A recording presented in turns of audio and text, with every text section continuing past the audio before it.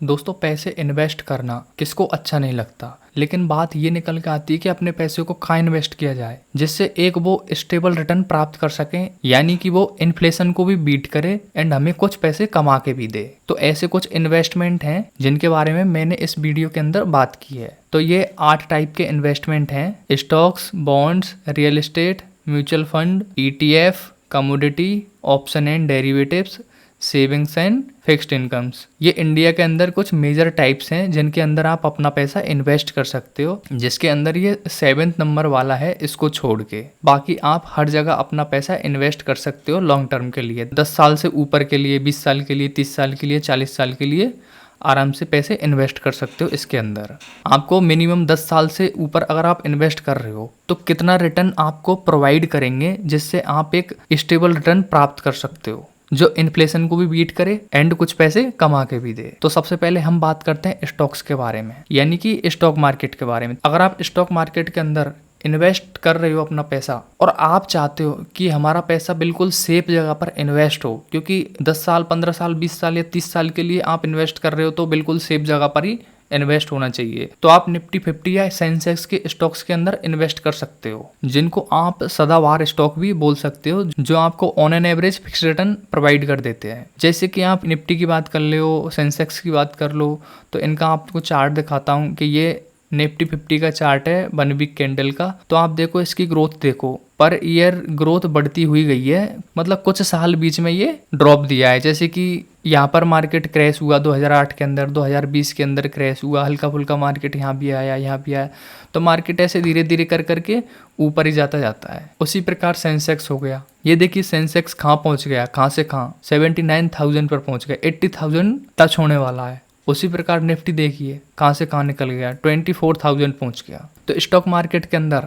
अगर आप इंडेक्स की ग्रोथ देखो तो सेंसेक्स आप देखोगे तो 15 से 17% का रिटर्न निकाल के दिया है इसने। ये 20 साल 30 साल तक का रिटर्न है। एंड निफ्टी 50 का भी आप देखोगे तो 12 से 15% का रिटर्न निकाल के दिया है इसने।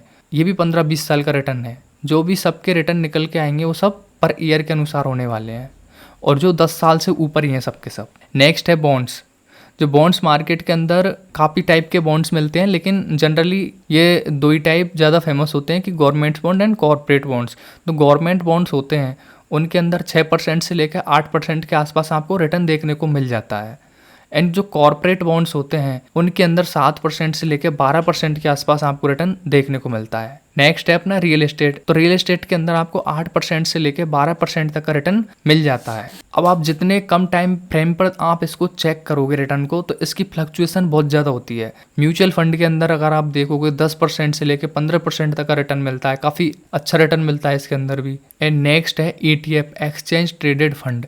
इसके अंदर भी आपको 10% से लेकर 15% तक के रिटर्न देखने को मिल जाते हैं। एंड अपना कमोडिटी है। कमोडिटी के अंदर अगर आप देखोगे तो इसके अंदर थोड़ी फ्लक्चुएशन ज़्यादा होती है, 8% से लेकर 15% तक के रिटर्न देखने को मिलते हैं। जनरली इसके अंदर आपको 9-10%, 11% के आसपास ही रिटर्न देखने को मिलते हैं कमोडिटी के अंदर। और नेक्स्ट है अपना ऑप्शंस एंड डेरिवेटिव्स, जिसकी हमने बात की थी कि इसके अंदर आप लॉन्ग टर्म के लिए इन्वेस्ट नहीं कर सकते। जो ऑप्शन ट्रेडिंग होती है इसके अंदर आपको पर डे इन्वेस्ट करना होता है पैसा। तो आप एक दिन के अंदर 20% भी रिटर्न निकाल रहे हो, 50% भी निकाल रहे हो, तो आप सोच सकते हो कि 1 साल का रिटर्न कितना निकल के आ रहा है। आप इसके अंदर लॉस भी कर रहे हो सकता है आप पूरी साल के अंदर आप लॉस में ही रह जाओ। इसलिए इसका रिटर्न आपके ऊपर डिपेंड होता है कि आप किस तरीके से इन्वेस्ट करते हो इसके अंदर अपना पैसा, किस तरीके से रिटर्न जनरेट करते हो। तो ये हर पर्सन के लिए अलग अलग हो सकता है। नेक्स्ट है सेविंग्स एंड फिक्स्ड इनकम।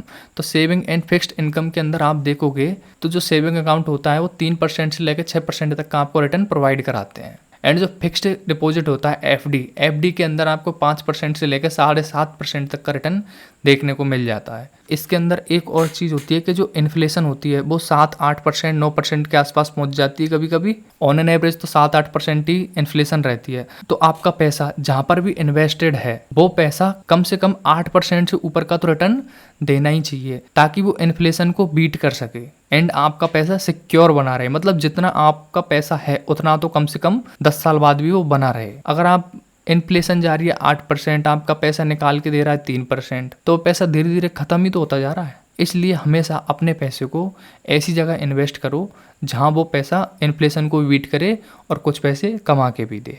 तो यही था दोस्तों वीडियो के अंदर आज। अब नेक्स्ट वीडियो के अंदर हम बात करेंगे कि, और नेक्स्ट वीडियो होने वाली है how much profit should be taken in one lot of bank Nifty. ये ऑप्शन ट्रेडिंग के लिए है। जो लोग ऑप्शन ट्रेडिंग करते हैं या फिर उनमें जो लॉस कर रहे हैं वो अगर स्कैल्पिंग करें तो उनको कितना प्रॉफिट लेना चाहिए, कितना लॉस लेना चाहिए, कितने पॉइंट लेने चाहिए, कितने पॉइंट नहीं लेने चाहिए। उनको लग रहा है कि हमें एक बड़ा मूव चाहिए होता तो उनके लिए कितना पॉइंट चाहिए, कितना लॉस लेना चाहिए, ये सारी की सारी चीज़ें मैं नेक्स्ट वीडियो के अंदर कवर करने वाला हूँ। तो आई होप आपको ये कॉन्सेप्ट समझ आया होगा। तो आई होप आपको ये वीडियो समझ आई होगी। वीडियो समझ आई है तो वीडियो को लाइक कर दें, चैनल सब्सक्राइब कर दें एंड बेल आइकन प्रेस कर दें ताकि आप लेटेस्ट वीडियो मिस ना कर पाएं और जुड़े रहिए ऐसे ही बेस्ट कंटेंट के लिए।